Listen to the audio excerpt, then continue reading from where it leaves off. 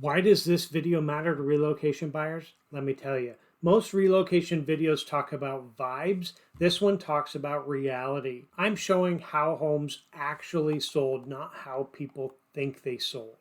Data from over 2 years of closed multiple listing service sales, 2024 and 2025, is what this video is based on. So if that's the type of detail you're looking for, keep watching. This video is going to give you something most relocation videos don't: context.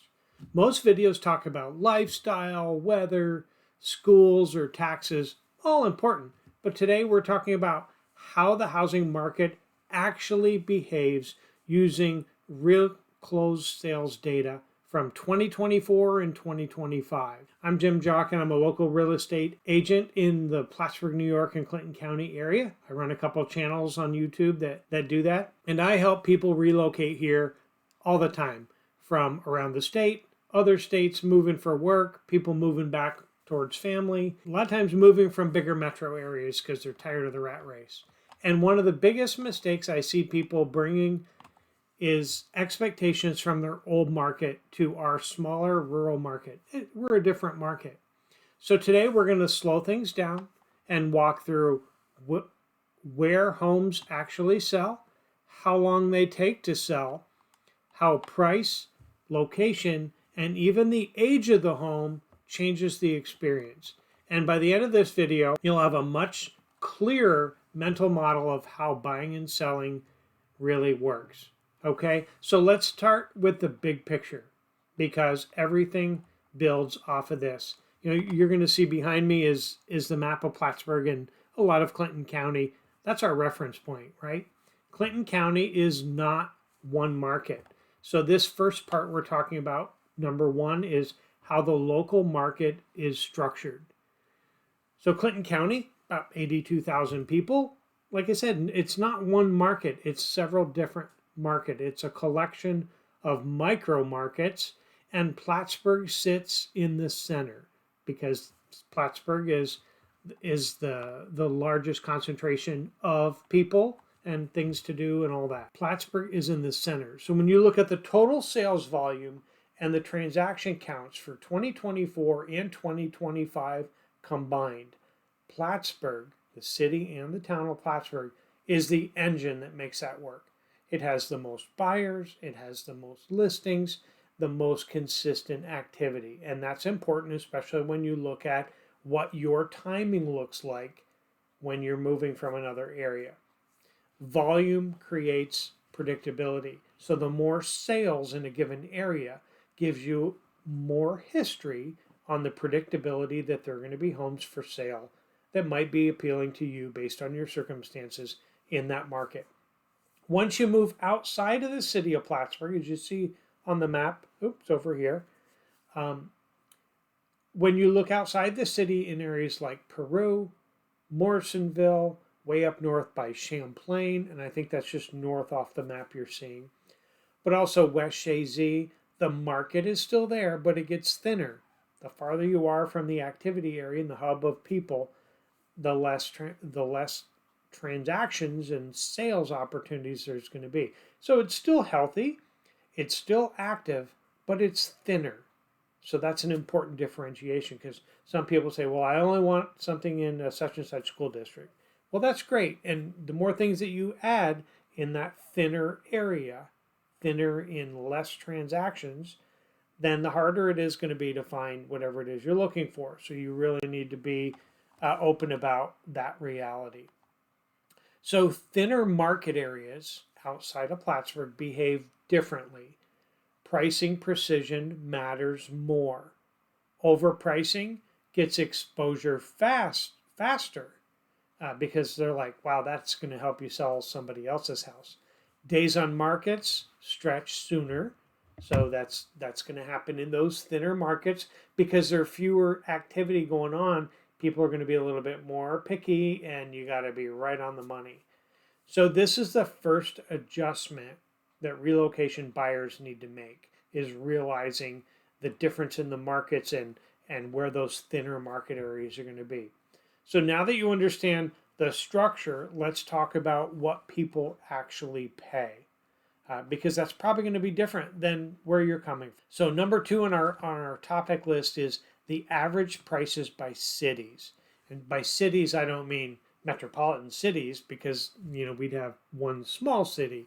What I mean is by zip code city. And it's not even all in one town, because the towns will overlap where the zip codes are. And that's the nature of small rural markets. One of the most common questions I get is, what does a house cost in Plattsburgh? It's like, honest answer is it depends on where and how many people are buying there at the given time and the given price point. So the city of Plattsburgh has the highest number of sales, a moderate average prices, and very strong liquidity. So that's why averages here are more reliable in some of those outlying areas that we refer to as thinner markets, like West Shazy and Champlain and Ross's Point, those areas farther from kind of the hub of the activity in the county. That's why averages here are more reliable. When you look at villages and hamlets, averages can swing widely, and sometimes it's based on just a handful of sales. There was a $700,000 sale in a given town, and that doesn't mean the average home price is $700,000. It might be that you've got that one swing sale, but over a longer period of time, it might be significantly lower. So here's the key takeaway for relocation buyers. High averages don't always mean a stronger market. High volume almost always does, because there's more that it's basing it on. So outside of Plattsburgh, when you look at places like Peru and Morrisonville, those support higher prices. It's kind of closer to the hub. It's like that next ring out from Plattsburgh. So places like Morrisonville and Peru, and you'll see that off my shoulder over here, they support higher prices, but buyers are fewer and more deliberate. And this is where the expectations need to be calibrated early, both for the buyers and for the sellers. And why is that? The higher you go in price, the less people that are going to be looking in that price range whenever you go above what the average is. And we'll talk about that here shortly. But here's some predictors for you. Price tells part of the story, only part, but time tells the rest. How long has it been on the market? So let's talk days on market. Okay? So days on market is it's really the heart of this video. Days on market, or DOM, tells you how buyers are behaving with a given property or in a given area. So it's not just what they pay, but how long has it been on the market. So when you compare 2024 to 2025, here's what's changed. In 2024, the median home sold in about 26 days. Okay, not bad. In 2025, that moved closer to 28 to 30 days. It's only a little bit, but it might not sound dramatic, but psychologically it matters. 2024 felt urgent, and 2025 feels deliberate. So homes are still selling, but buyers are touring more carefully. They're not going to just settle because they got to find somewhere. They're comparing more listings. They're negotiating more confidently.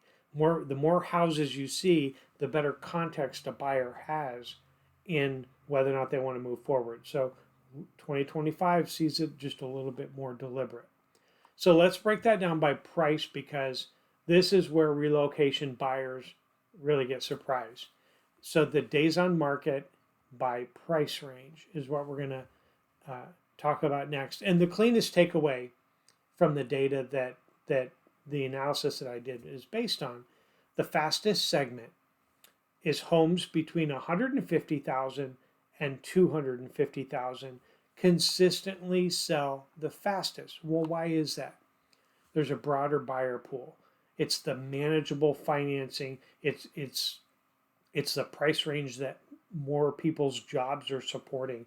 There's a strong value perception. So the 150 to 250 is kind of that sweet spot for the most buyers. So what about the slow segments? Under 100,000 is one of those slow segments because the condition and the financing issues slow things down. So you may, like, say, take a house for $90,000.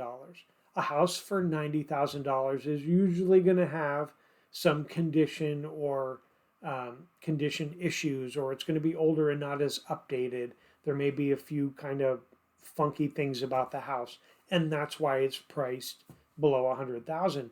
If you look at stuff below 50,000, it gets even worse. It's not even, I mean, maybe it's habitable, maybe it's not, but the under 50,000 is number one. It slows, that market segment slows because it may not support a mortgage, so you might not be able to lend on it. That's an often big misconception is, well, I can afford 60,000, but a $60,000 home may require cash only for purchasing just because the condition isn't going to support a mortgage. And why is that? When a bank gives you a mortgage, they're expecting the home to be in good condition to support them lending you the money to buy it. And that might not be the case in that one. So let's look at the other slower segments. Over 300,000, the buyer pool shrinks. So that's going to affect days on market because there aren't as many people looking. And then over 400,000, pricing mistakes get punished hard. If, we had a really hot market a couple years ago, and if buyers today are still pricing for that market in the past, they might miss the whole boat. So pricing mistakes are really important when you start getting up into that higher range. So if you're relocating from a major metropolitan area, this is important because those numbers and how those market segments happen may be different numbers where you're coming from. But here, this is where the numbers are. So homes that don't sell fast because they're listed, they sell fast because they're priced right. Or the price, if it's not working, is adjusted until they find that right spot. So now let me show you something that surprises almost everyone. And I don't know if I ever heard anybody talk about it, but the age of the home. So on the East Coast, there's something, before I get to my notes, that you don't see in the West Coast. We have homes built in the 1800s. Oh my gosh, you're kidding me. It must be a dive. Are you kidding me? Some of the homes in the 1800s, built mostly like in the city of Plattsburgh and around, they have like foundation walls that are stone and they're this thick. They're just crazy solid. And all the settling on them has happened a long time ago. So don't think just because a home is older means that it's like really bad condition. Because like you'll also see in older homes, they've also been updated and renovated and maintained. Now, some haven't, and those get in that slow segment area we talked about before. But let's talk home age versus the speed of the sale. You might assume newer homes sell faster. Well, in this market, that's not always true. Homes built between 25 and 100 years ago actually sell the fastest. And remember, this is based on closed sales data 2024 and 2025. So why do homes built 25 to 100 years ago actually sell faster? Let me tell you why. They're established neighborhoods, they have realistic pricing, and they have fewer premium assumptions. So very new homes often sit longer, not because buyers don't like them, but because of price expectations overshoot comfort zones. New homes can be outside of that price range that most people can afford. And that's why sometimes you'll see newer homes will sit on the market longer. So very old homes take longer for different reasons. And that could be inspection issues, like condition issues, or if they had somebody do a home inspection. Very old homes take longer for because inspections, you get a contract, you do an inspection, something happens. Oh my gosh, that's happening. I can't believe it. They've got a stone foundation. What are they, stacked on top of each other? Whatever it is. Inspections are part of it. Insurance is another one. When you get insurance, when you get ready to close on your house, they want to know, well, what's the age of the house? And when was, if you say 1860, like my house, that's the original part. But the essential age of mine is more like in the 50s when major renovations were done, and insurance companies want to know when was the electrical updated? When was the plumbing updated? And you're like, I don't know. They're going to assume it's what, like you're lit by candle or something? I don't know. But very old homes take longer because of inspection issues, insurance, and renovation uncertainty. When was it renovated and how well was it done? Good question, because a lot of people do it themselves, especially when you have older homes, so you don't know how well it's done. It's not like some metropolitan areas that you may be coming from where, oh, well, the addition, like I'm in an addition on the back of my kitchen, that wasn't permitted, which means they didn't get a permit to do it. I'm quite certain, but that's allowed in this area because it's, like I said, the original part was a log cabin. They added the kitchen and bathroom behind it. They went and added upstairs. Then they added the room I'm in, so they had a first floor bedroom. And most things like that weren't done with a permit because it's not required. So I do know that a lot of large cities, metropolitan areas, it's like you have to pull permits and see that, okay, this room there's a permit, this room there's a permit. That doesn't happen here. But renovation uncertainty can be one of those things with older homes that can affect it. So age isn't the issue, a mismatch is, when it looks at some of those things. Now let's layer geography back into this. Let's talk location and buyer psychology, if you will. So the city of Plattsburgh stays very liquid because there are always buyers. There are also a lot of rentals, but villages like Morrisonville or Cadyville can move a lot faster as well, as long as they're priced right, and that's because they're a lot closer to that center hub. They're like the next ring out. So when you look at things like, is a property, when you talk location, is it adjacent to the lake, or does it border a community that is desirable? That can often take longer because buyers are more selective, more seasonal, more discretionary. So no location here is bad, but every location has a different margin for error when it comes to the pricing and buyer expectations, because somebody might be willing to drive 15 minutes, and then there are sacrifices that you make for doing that, proximity to shopping, and granted 15 minutes here is 15 minutes. There isn't rush hour traffic that if you want to go 3 miles, it's going to take you 25 minutes. If you want to go 3 miles, it's going to take you 3 minutes, mostly, unless you get what I'm saying. So does all this mean, what does all this mean if you're planning to move here? Let's look at some practical takeaways for relocation buyers, because I know that that's what most people are looking at that are going to see this video.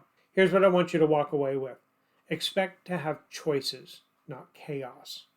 Those days have kind of moved from here. Expect negotiations, not bidding wars. You may still be in multiple offers, but not like it was. There aren't going to be 5 on every property you see. Expect to have time to think, not pressure to make a decision right while you're walking through the property. If you price and search correctly, then you'll have time to think. That's important. The biggest mistake a lot of relocation buyers make is assuming urgency that doesn't often exist, or missing urgency where it does. So it is important that when you decide to move forward on a property, that you do it that day. Because if you don't, it's like, yeah, I'm going to think about it, I'm going to sleep on it, or I'm going to think about it over the weekend. Those behaviors, you may have time for it, but that might also mean that you miss the opportunity.